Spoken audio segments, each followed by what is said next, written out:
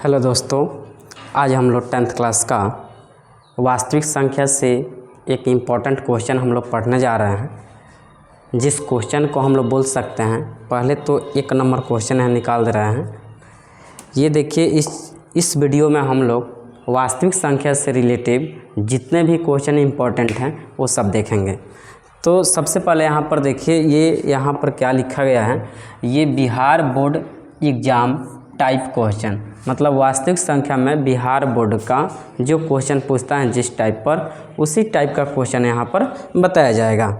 तो यहाँ पर बिना टाइम वेस्ट करते हुए हम लोग इसको बनाते हैं। जैसे इस चैप्टर का नाम है वास्तविक संख्या, जिसको हम लोग क्या बोलते हैं, रियल नंबर बोलते हैं। इसको रियल नंबर क्वेश्चन दिया है। यहाँ पर क्वेश्चन दिया है, यूक्लिड विभाजन एल्गोरिथम का उपयोग करके 867 और 255 का एचसीएफ निकाला है।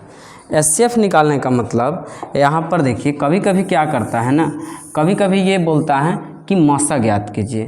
तो यहाँ छोटा सा एक बात बता दें, जैसे मान लो यहाँ मसा बोलेगा तो मसा का हम लोग शॉर्टकट में इंग्लिश में एचसीएफ लिखते हैं। क्या लिखते हैं? एचसीएफ। इसको पूरा अगर नाम जानिएगा तो ये होता है महत्तम समपवर्तक। समपवर्तक ये होता है। अगर इसका फुल फॉर्म जानिएगा तो ये होता है हाईएस्ट कॉमन फैक्टर। ये होता है हाईएस्ट कॉमन फैक्टर। ये इसका एचसीएफ का फुल फॉर्म होता है और ये मसा का ये पूरा नाम होता है। ठीक है, आगे देखो। ये सवाल को हम लोग सॉल्व कैसे करेंगे, तो देखिए, ये जिस पर जैसे मान लीजिए यहाँ यूक्लिड विभाजन एल्गोरिथम का उपयोग करके पूछा है। अगर यही पूछता कि हाँ ये बताइए अभाज्य गुणनखंड विधि से बनाइए, तो इसको हम लोग कैसे बनाते हैं। तो देखिए, अभाज्य गुणनखंड विधि का रूल अलग होता है और यूक्लिड विभाजन एल्गोरिथम का रूल अलग होता है। तो यहाँ पर यूक्लिड विभाजन एल्गोरिथम से पूछा है, तो सबसे पहले यहाँ पर लिखेंगे हल। क्या लिखेंगे? सबसे पहले हम लोग लिखेंगे हल। तो यहाँ पर लिखेंगे हल। अब यहाँ पर दिया है, चूँकि यूक्लिड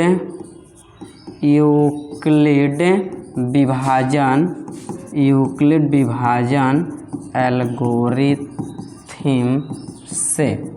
एल्गोरिथम से यहाँ पर देखो, इसका फार्मूला होता है, आप लोगों को पता है कि इसका फार्मूला होता है A बराबर, इसका हिंदी में हम लोग लिखते हैं भाज्य बराबर भाजक गुना भागफल प्लस शेषफल, ये लिखते हैं। इसको थोड़ा हम कलर चेंज कर दें ताकि समझ में। अब यहाँ पर आप लोग देखो, इसको इंग्लिश में हम लोग शॉर्टकट में A बराबर BQ प्लस R के माध्यम से जानते हैं। भाज्य को A बोलते हैं, भाजक को B बोलते हैं, भागफल को Q बोलते हैं और शेषफल को R बोलते हैं, रिमाइंडर बोलते हैं। यहाँ पर हम भाग दे रखे हैं पहले से, इसलिए ताकि समय का बचत हो। तो देखिए कैसे कैसे भाग दिया गया है।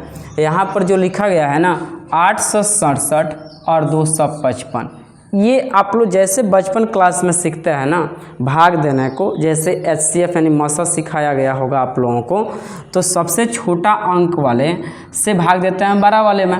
तो ये 255 यहाँ पर है, तो 255 में अगर 3 से गुना करेंगे तो यहाँ पर कितना आएगा? 765। इसको आप लोग 2 से ट्राई कर सकते हैं, 1 से जैसे भाग आप लोग सीखते हैं बचपन क्लास में। यहाँ पर भाग देने का मतलब क्या होता है कि ऐसा अंक से भाग दीजिए, मतलब गुना कीजिए कि यहाँ पर जो अंक में भाग दे रहे हैं किया तो उतना आ जाए, और नहीं तो उससे कम आए। यही ना रूल होता है। तो देखो, तो यहाँ पर हम लोग क्या किया है, ये भाग दे दिया है, 3 से तो घटाए हैं तो 1 से 2 आया है। ये जो ब्लैक कलर से यहाँ पर दिख रहा है, इसमें मान रखेंगे। यहाँ देखो कहाँ से मान रखेंगे, इसको हम लोग A बोलते हैं, इसको हम लोग क्या बोलते हैं? B बोलते हैं, इसको क्या बोलते हैं? Q, और इसको क्या बोलते हैं? R बोलते हैं। ये रेड कलर से अभी मतलब हम लोगों का नहीं है। आगे देखो, इसको पहले मान को पुट कर दो। तो A का मान क्या दे रखा है? A का मान है 867। B का मान कितना दे रखा है? B का मान है 255। और Q का मान कितना दे रखा है? 3 है, तो यहाँ पर 3। और R का मान कितना है? 102 है, तो 102 लिख दिए। अब यहाँ पर समझो, दिया है ये। अब यहाँ से ब्लैक कलर को यहाँ से हटा सकते हैं, यहाँ से इसका कोई काम नहीं है। अब जो यहाँ पर बच गया, जिस अंक से भाग दिए थे 255, 102 बाहर आ गया। अब 102 में कितने से भाग देंगे, यानी कितने से गुना करेंगे कि यहाँ पर 255 आ जाए, नहीं तो 204 आ जाए। तो 102 में अगर 2 से गुना कर रहे हैं तो 204 आ जाएगा, यानी 255 से कम। तो यहाँ पर घटाएंगे तो कितना, 51 आया। फिर से यहाँ पर क्या करेंगे, ये ए का मान हो गया, ये बी का मान हो गया, ये क्यू का मान हो गया, ये आर का मान हो गया। तो मान रखो यहाँ पर देखो, अब ए वाले का सामने कितना है 255, तो यहाँ पर 255 लिख दिए, बराबर बी का मान कितना है 102, तो 102 गुने क्यू का मान कितना दिया है 2, और आर का मान कितना आ गया 51। ठीक है भाई। और फिर यहाँ से रेड कलर का ये यहाँ से हटा देंगे।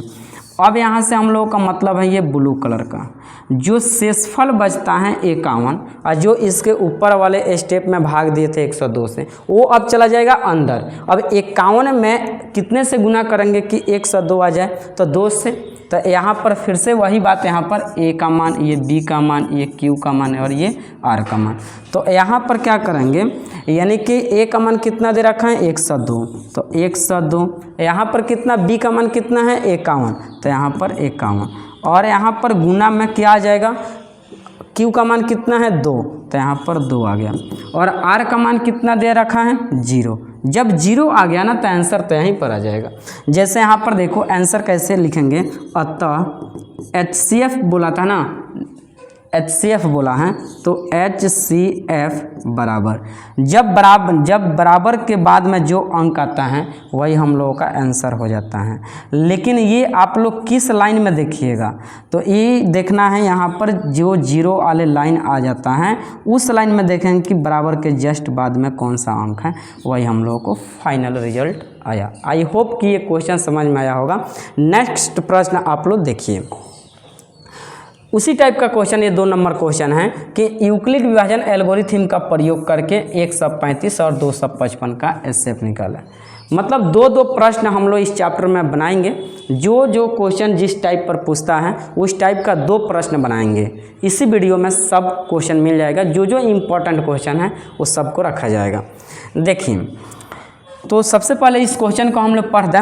लिखा है यूक्लिड विभाजन एल्गोरिथम का उपयोग करके 135 और 225 का एचसीएफ ज्ञात कीजिए। फिर से वही बात लिखेंगे, चलो लिख देते हैं। यहाँ पर देखो लिखेंगे, चूँकि यूक्लिड, क्या लिखेंगे 1 मिनट, चूँकि यूक्लिड विभाजन एल्गोरिथम से, ये लिख दिया। इसका फार्मूला क्या होता है, अभी 1 नंबर प्रश्न में बताए थे, भाज्य बराबर भाजक गुने भागफल प्लस शेषफल, यही होता है ना। इसको हम लोग इंग्लिश में शॉर्टकट में लिखते हैं ए बराबर बी क्यू प्लस आर। ए का मान देखो, भाग का प्रोसेस वही रहेगा, छोटा अंक में बड़े अंक से भाग दे दो। तो 135 यहाँ पर है और 225 है, तो 135 में 1 से गुना करेंगे तो 225 से कम आ जाएगा। अगर यहाँ पर 2 से भाग दे 270 आ जाएगा, ज़्यादा हो जाएगा। तो ज़्यादा हो लेना नहीं है, उससे तो कम लेना है। तो 135 आएगा 1 मरतबे में, तो ये हो जाएगा ए का मान, ये हो जाएगा बी का मान, ये हो जाएगा क्यू का मान, ये हो जाएगा आर का मान। ये तो आप लोग प्रश्न संख्या 1 में ही देखे थे। फिर से मान रख देंगे, क्या दिक्कत है। ए का मान कितना है 200, यहाँ पर 255, बी का मान कितना दे रखा है 135, क्यू का मान कितना है 1 और आर का मान कितना है 90। ठीक है। अब रेड कलर में देखो, यहाँ पर जो शेषफल आया है ना, ये शेषफल जो आया है और इससे भाग दिए थे, अब ये चला जाएगा अंदर। तो 90 में कितने से गुना करेंगे 135 आ जाए, नहीं तो उससे कम है। तो आप लोग बोलिए कि सर 90 में 1 से गुना कर लीजिए, आ जाएगा 90, 135 से कम। अगर 2 से लगाते हैं, 90 में अगर 2 से भाग लगाएंगे 180 हो जाएगा, तो ज़्यादा हो जाएगा ना 135 से। तो हम लोग को ज़्यादा नहीं लेना है, भाग में यही रूल बताता है कि जिस अंक से भाग दे रहा है तो किया तो उतना आ जाए और नहीं तो उससे कम आए। तो यहाँ पर 90 जो है तो 1 मरतबे में ले जाओ, 90 आ गया। तो अब फिर से यहाँ पर मान रखेंगे, इसको मिटा देते हैं, इससे हम लोग को कोई लेनी देनी नहीं है। अब इसमें मान रखो, ये हो जाता है ए का मान, ये हो जाता है बी का मान, ये हो जाता है क्यू का मान, अब ये आ जाता है आर का मान। इसमें मान को पुट कर दो, यानी कि देखो ए का मान कितना दे रखा है 135, बी का मान कितना है 90, क्यू का मान कितना दे रखा है 1, आर का मान कितना दे रखा है 45। ठीक है भाई, कोई दिक्कत नहीं है। अब यहाँ पर जो ये शेषफल 45 आया है ना, अब ये भाजक बन जाएगा, भाग देने वाला बन जाएगा, और ये भाग यहाँ पर जो भाज्य हैं ये 90 आ जाएगा अंदर। अब 45 को कितने से गुना कीजिएगा कि 90 आ जाएगा, तो आप लोग बोलिएगा कि सर 2 से ले लीजिए। बहुत बढ़िया, यहाँ पर देखो 45 दूना 90, 0 आ गया। अब यहाँ पर क्या हो जाएगा ना, यहाँ पर अब हम लोग क्या लिखेंगे, ये जो होता है ये ए का मान, ये हो जाएगा अब बी का मान, अब ये क्या हो जाएगा क्यू का मान, और यहाँ पर आर का मान। इस चीज़ को यहाँ पर पुट कर दो फार्मूला में, तो ए का मान कितना आ गया 90। ठीक है भाई, ए का मान कितना आया, ए का मान हम लोगों का 90 आया, तो ये 90 बराबर, उसके बाद बी का मान कितना आ गया 45, क्यू का मान कितना आ गया 2, तो यहाँ पर कितना 2, और आर का मान कितना आ गया 0, तो यहाँ पर 0। इसको शिफ्ट कर देते हैं, थोड़ा सा ऊपर ले ला ताकि जगह का बचत हो। आगे यहाँ पर देखो हम लोगों को यहाँ HCF बोला है, तो HCF तो आ गया। अभी प्रश्न संख्या 1 में हम बताए थे कि जिस लाइन में अगर 0 आ गया, तो जब 0 आ गया तो उस लाइन में बराबर के जस्ट बगल में हम लोग देखेंगे, यानी बराबर के जस्ट बगल में क्या है 45, यानी कि फाइनल रिजल्ट तो यही है। समझ में आ रहा है ना सबको। यहाँ पर देखो लिखेंगे अतः HCF बराबर कितना दिया है, बराबर के जस्ट बगल में 45। यही आंसर हम लोग को फाइनल आया। आई होप कि ये भी क्वेश्चन समझ में आया होगा। अगर नहीं आया होगा तो आप लोग कमेंट कीजिए और पूछिए, बताने का प्रयास पूरा करेंगे। 3 नंबर प्रश्न में क्या दिया है, यहाँ पर दिया है जांच कीजिए कि क्या किसी प्राकृत संख्या n के लिए संख्या 6 के पावर n 0 पर समाप्त हो सकती है। क्वेश्चन इस तरह से पूछता है ना कि ये क्वेश्चन कहने का मतलब है कि 6 के पावर n 0 पर समाप्त होगी। कौन सी संख्या है जो n के जगह पर आ जाए। n का मतलब होता है ये प्राकृत संख्या के बारे में पूछ रहा है, नेचुरल नंबर 6 के पावर n, तो n जो है ना यहाँ पर नेचुरल नंबर यानी प्राकृत संख्या। तो सबसे पहले यहाँ पर हम लोग लिखेंगे, देखिए कुछ यहाँ पर रफ में बात हम समझाए हैं, जो रफ में बात यहाँ पर बताए हैं उसको पहले समझ लीजिए। क्वेश्चन किस तरह से पूछ सकता है, देखो कि या तो 6 के पावर n आएगा, नहीं तो 4 के पावर n आएगा, नहीं तो यहाँ 15 के पावर n आएगा, नहीं तो 10 के पावर यहाँ पर n आएगा।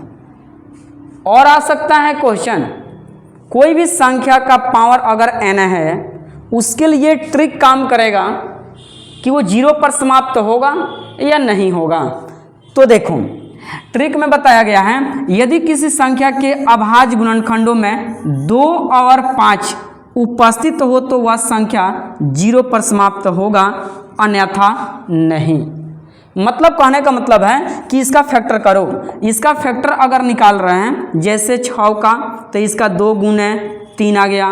इसका फैक्टर निकालेंगे 2 गुने 2, इसका फैक्टर निकालेंगे 3 गुने 5, इसका फैक्टर निकालेंगे 2 गुने 5। आप लोगों से क्वेश्चन कर रहे हैं कि ये आप लोग बताइए कि ये 4 क्वेश्चन जो लिखे हैं ये कौन सी संख्या 0 पर समाप्त हो जाएगा। तो आप लोग बोलिएगा कि सर ये वाला, यानी 10 के पावर n। क्यों? क्योंकि यहाँ पर 2 और 5 गुणनखंड करने पर उपस्थित है और यहाँ पर उपस्थित नहीं है। यहाँ पर देखो 2 3 है, 2 गुने 2 है, यहाँ पर 3 गुने 5 है, तो ये उपस्थित नहीं है। अगर सिर्फ 2 आ जाए ना किसी में, जैसे इसमें 2 2 आया है, इसका मतलब ये भी समाप्त नहीं होगा 0 पर। अगर मान लो यहाँ 9 के पावर n आ गया तो इसमें सिर्फ 3 आ गया तो इसमें भी नहीं होगा। अगर मान लो यहाँ पर 25 के पावर n सिर्फ यहाँ पर 5 गुना 5 आ गया तो भी नहीं होगा। हम लोग क्या बोल रहे हैं कि यहाँ पर 2 और 5 उपस्थित होना चाहिए, तब ये क्या होगा, 0 पर समाप्त होगा, अन्यथा नहीं। 2 और 5 से अलग अंक आ गया उसी टाइम आप लोग लिख दो, कहता यह संख्या 0 पर समाप्त कभी भी नहीं होगी। तो इसको मिटकार रहे हैं। ये हम लोगों को रफ में समझाने वाली कुछ बात था एक्स्ट्रा, और समझ में आया भी होगा इस ट्रिक के माध्यम से। उतना बात समझने का जरूरत नहीं है, यहाँ पर सिंपल याद रखो कि जिस पर क्वेश्चन पूछता है उसको हम लोग फैक्टर करेंगे, और फैक्टर करने पर देखेंगे उसमें 2 और 5 है। अगर 2 5 आने के बावजूद अगर कोई अंक आ गया तो वो भी 0 पर समाप्त नहीं होगा। आगे यहाँ पर देखो, अब हल करते हैं। इस प्रश्न का हल देखिए कैसे करेंगे। सबसे पहले हम लोग लिखेंगे हल। ये बात नहीं लिखना है हम लोगों को आंसर में, ये नहीं लिखना है, ये तो रफ में लिखना है। ये समझाने के लिए हम लोग लिख दिया है। आप लोगों को इधर जो बना रहे हैं ना, इधर का ही लिखना है। लिखेंगे पहले तो यहाँ पर लिखेंगे, चूंकि 6 के पावर n, 6 का गुणनखंड करेंगे तो 2 गुना 3, यहाँ पर n बैठा दो। अब यहाँ पर लिखेंगे, क्या लिखेंगे, तो लिखेंगे 6 के पावर n के अभाज्य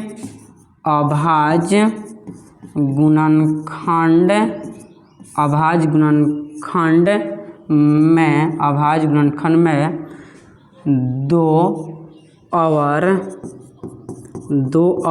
3 उपस्थित है,